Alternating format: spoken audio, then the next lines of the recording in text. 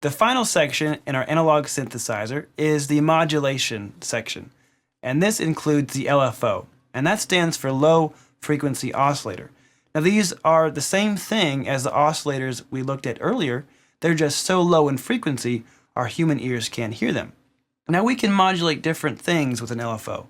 We can modulate the amplitude, the filter, or even the pitch. When we do that, specifically with the pitch, it's called vibrato. Now we can even use different waveforms with the LFO. So a sine wave, a triangle wave, or a pulse wave.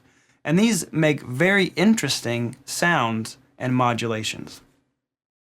Now with oscillator number 3, let's change the octave or the range all the way down to low.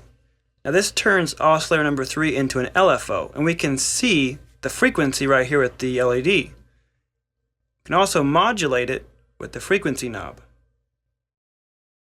So let's control some parameters in oscillator number 2 with this LFO. Let's try a sine wave first, and let's control the linear frequency. This is just going to control the pitch.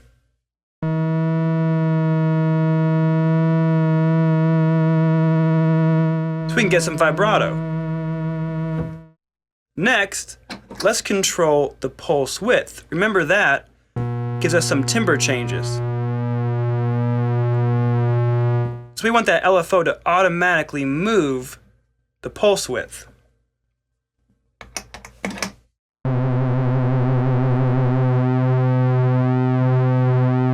That's going to give us a really fat, moving type sound.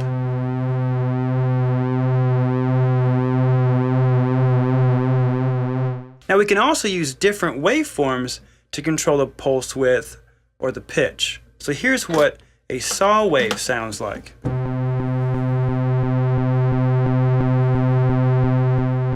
And this is also where the ramp waveform comes in. We can have a ramp up rather than a ramp down.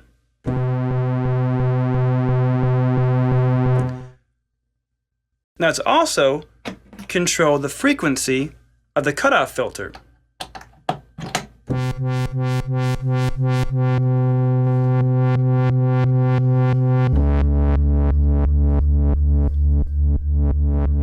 Sounds something like that.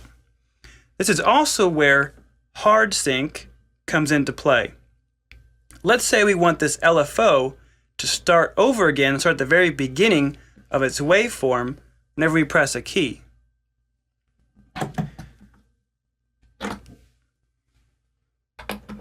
We have the trigger output of the MIDI interface to do exactly that. So whenever I press a key, the LFO restarts.